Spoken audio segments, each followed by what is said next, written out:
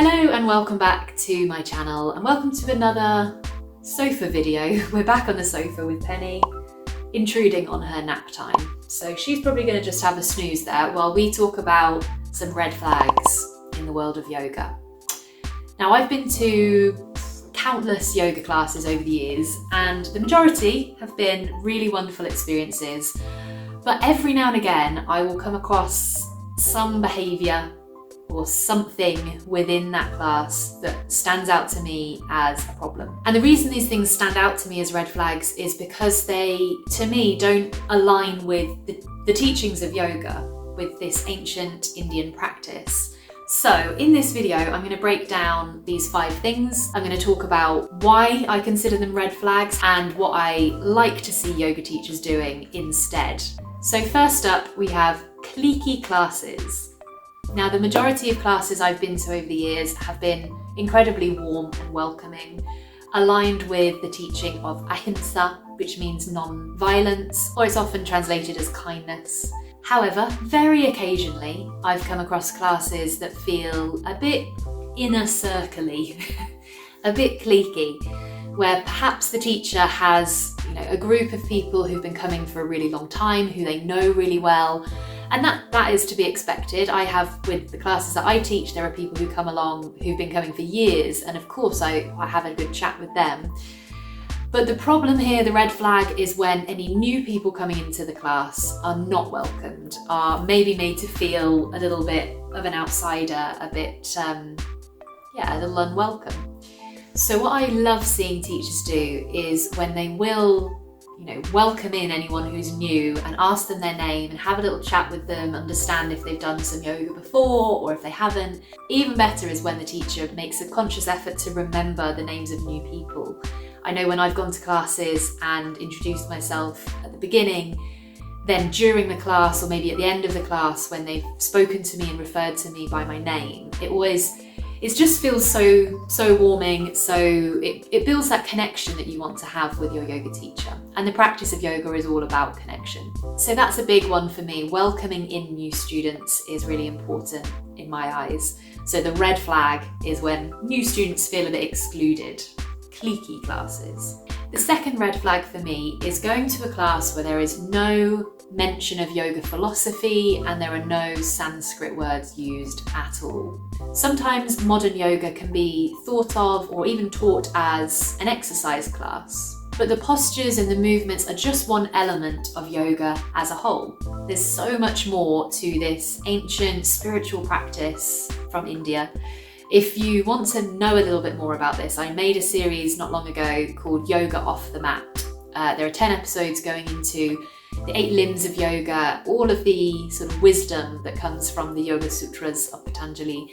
So I'll put a link below to that playlist of the whole series so you can have a look. So the red flag for me is going to a class where the poses are taught, but there's no mention of why we're doing the poses, of the philosophy behind it.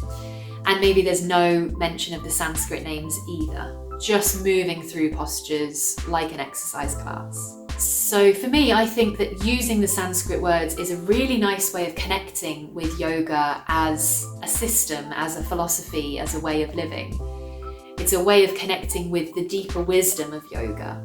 And also delving into the philosophy and using the Sanskrit terms in classes is a way for yoga teachers to show their respect for the roots of this practice. And of course, it then means that as students going along to the classes, we get to learn more than just how to stretch and release tension from the body. We get to learn about concepts like ahimsa, non-violence, satya, truthfulness, svadhyaya, self-study.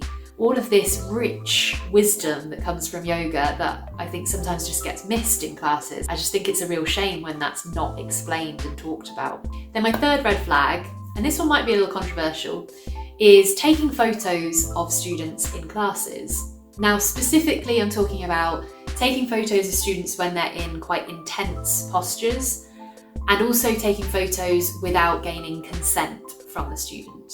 For many of us who practice yoga, going along to a class or practicing at home, it's an introspective practice. It's about having some quality time with yourself to notice what's going on in your mind, in your body, notice how you're feeling.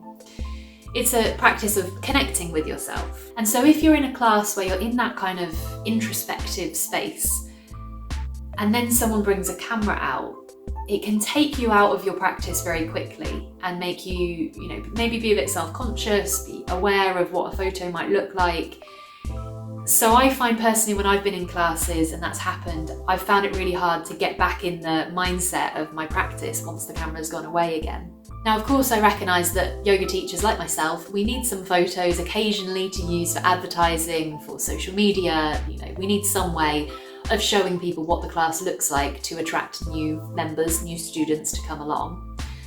So I do think it's okay to take photos occasionally, but I think if photos have been being taken all the time, it can be quite hard to stay focused, to stay connected to the practice. So a way that I think this really works is when I've been to classes where the teacher will only take photos when people are in really safe postures, things that people feel comfortable in.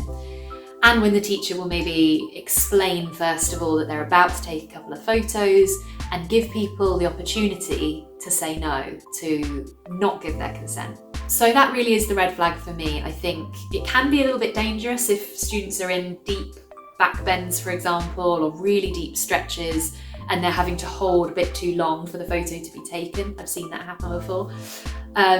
But more so, I think it just detracts the focus of it being an introspective practice. Then number 4 is what I'm calling the no pain, no gain mentality. So this one's a big red flag for me. As I mentioned earlier, ahimsa, the first principle really of yoga, the first of the yamas, means non-harming, non-violence. It can also be translated as kindness, compassion. So in our yoga practice, that means taking care of our bodies, being kind and gentle in the way that we're moving, and never pushing ourselves into something that could be harmful. So with that in mind, I don't think there's any room or any place within a yoga class for the no pain, no gain kind of language. So things like, come on, push yourself a bit harder, you can go further than that. That kind of language, which often is taken from exercise classes. And really, as a side note, I don't think it has any place in exercise classes either. I don't think anyone should be telling you to push harder or do things that it should be up to you when you're going to push harder and when you're going to hold back. You know your body best.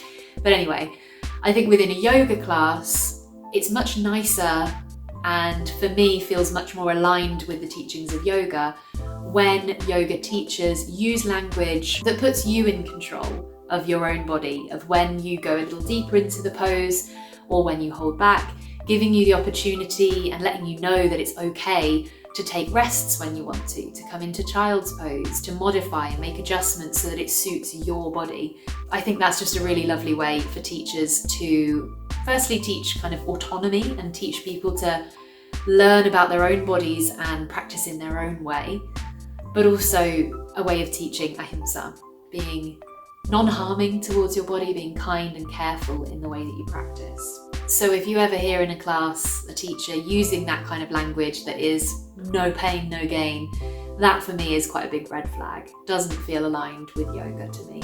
And finally, my last red flag for this video is pushy adjustments or adjustments with no consent. So I know a lot of people these days actually have only practiced yoga online. The online yoga world has boomed over the last few years. So if you've never been to a in-person yoga class, you might not even know that it's quite common, or it has been common in the past, for teachers to come around and give hands-on adjustments. So that might be just gently touching someone on their arm, for example, to help them understand which way to rotate the arm. It might be touching a muscle on someone's leg to help them build that mind-muscle connection and learn to engage the muscle. So sometimes those quite gentle adjustments can be really helpful. But occasionally you will see, and I've heard of, in fact I heard a story just the other day of a really pushy hands-on adjustment where someone was in child's pose and a teacher came over and pushed on their lower back to help them sink their hips in a bit deeper. This person was really hypermobile and it caused their hips to actually pop out. Apparently there was a loud pop and the teacher looked horrified. That's just one little story I heard really recently from someone I know. But That's quite an extreme example, but occasionally there are pushy adjustments.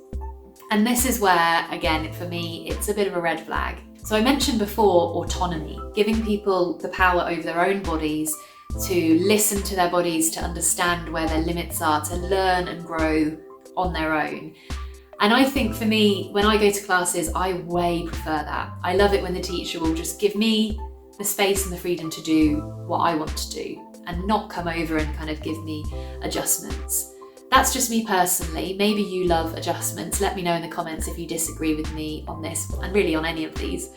But yeah, the red flag for me is when they're pushy, when it's a little too intense.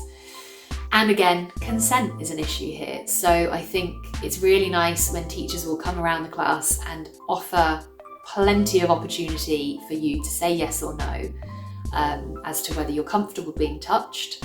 Because of course it's a really tricky thing, touching someone, especially if you don't know them particularly well. It can be quite triggering. It's a very vulnerable position to be in when you're bending and stretching. So to then have someone come and touch you, you do need to feel really safe for that to happen. So what I'd love to see is when teachers will first of all explain that they might come around and offer an adjustment.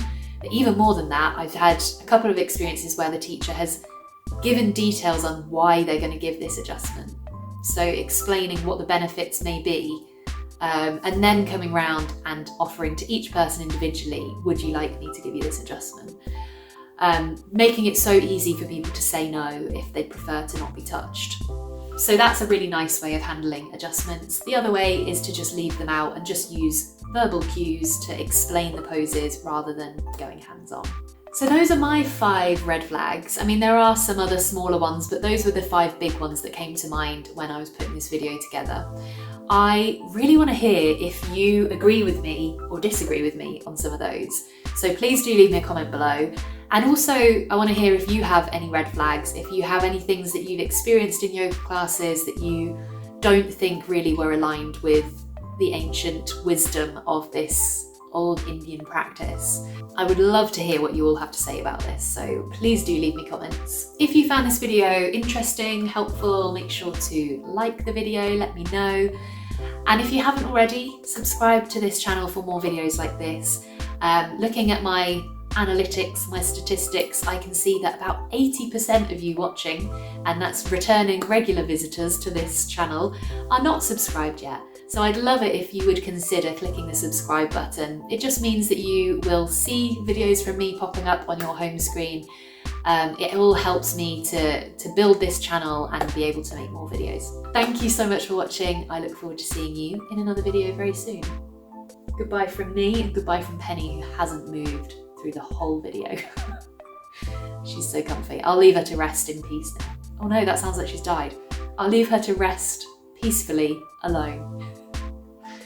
Goodbye.